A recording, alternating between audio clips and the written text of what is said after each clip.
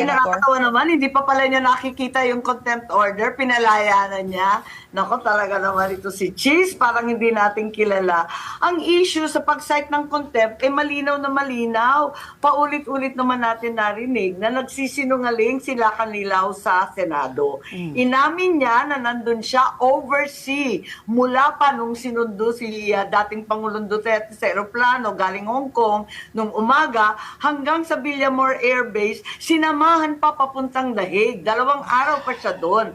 Pero sa pinaninindigan niya na hindi niya alam kung dinala sa husgado dito sa Pilipinas o hindi. Nakabantay nga siya all the way. Paano ba kung hindi niya alam na hindi nakapagpunta sa anumang husgado dito sa Pilipinas ang dating Pangulo? Hindi ba malinaw na nagsisinungaling? Sa tanang buhay ko, hindi pa ako nagko-contempt. Ayoko nagko-contempt o magde-detain ng tao. Pero hindi na talaga mapigilan kasi harapan. Talaga namang, ayun, hindi ako katulad ng iba't iba dyan na maya't-maya nagko-contempt. First time ko nga gawin to eh.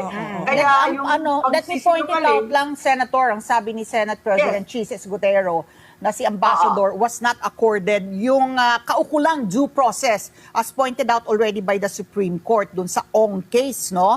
Na at isa pa, may humanitarian reason, General Marbil,